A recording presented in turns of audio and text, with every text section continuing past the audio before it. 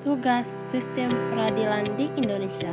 Guru Pembimbing Ibu Yusnaini SPD, disusun oleh Ma'rifatul Hasanah, 11 MIPA 2. 1. Pengertian Sistem Peradilan Nasional. Sistem peradilan nasional adalah suatu keseluruhan komponen peradilan nasional yang meliputi pihak-pihak dalam proses peradilan, hierarki kelembagaan peradilan, ataupun aspek-aspek yang bersifat prosedural dan saling berkaitan sedemikian rupa sehingga terwujud keadilan hukum. Berikut adalah komponen-komponen dalam sistem peradilan. A. Ada materi hukum.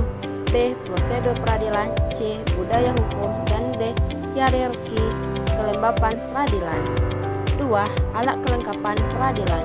Jika membahas mengenai sistem peradilan nasional, kita mengenal beberapa alat kelengkapan peradilan yang bisa pula disebut sebagai aparat penegak hukum yang meliputi 1. Kepolisian, 2. Kejaksaan, 3. Kehakiman, dan 4. Advokat.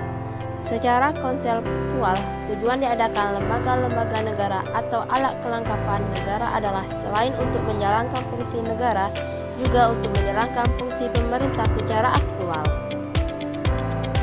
3. Klasifikasi lembaga peradilan di Indonesia. Berikut lembaga-lembaga peradilan yang ada di Indonesia beserta peranannya. A. Mahkamah Agung. Mahkamah Agung merupakan pengadilan negara tertinggi dari badan peradilan yang ada di Indonesia. B. Peradilan Umum. Peradilan umum adalah salah satu pelaku kekuasaan kehakiman bagi rakyat pencari keadilan pada umumnya. Berikut adalah lembaga-lembaga yang melaksanakan kekuasaan kehakiman di lingkungan peradilan umum. 1. Pengadilan Negeri.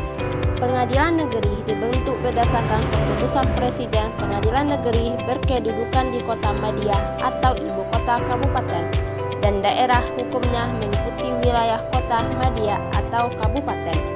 2. Pengadilan Tinggi. Pengadilan tinggi merupakan pengadilan tingkat banding yang berkedudukan di ibu kota provinsi dan daerah hukumnya meliputi wilayah provinsi. Susunan pengadilan tinggi terdiri dari pimpinan, hakim anggota, panitera, dan sekretaris. 3. Peradilan Agama. Peradilan agama merupakan salah satu pelaksanaan kekuasaan kehakiman bagi rakyat pencari keadilan yang beragama Islam mengenai perkara perdata tertentu. Kekuasaan kehakiman dalam peradilan agama dilakukan oleh Pengadilan Agama sebagai badan peradilan tingkat pertama dan Pengadilan Tinggi Agama sebagai badan peradilan tingkat banding. D. Peradilan Militer.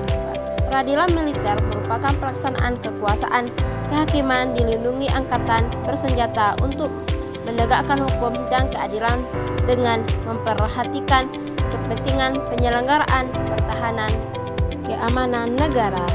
E. Peradilan Tata Usaha Negara. Adapun yang dimaksud dengan sengketa tata usaha negara adalah sengketa yang timbul dalam tata usaha negara antara orang atau badan hukum. F. Pengadilan Khusus. Pengadilan khusus adalah pengadilan yang mempunyai kewenangan atau memeriksa, mengadili, dan memutuskan perkara tertentu. G. Mahkamah Konstitusi atau MK. Mahkamah Konstitusi adalah satu lembaga negara yang melakukan kekuasaan.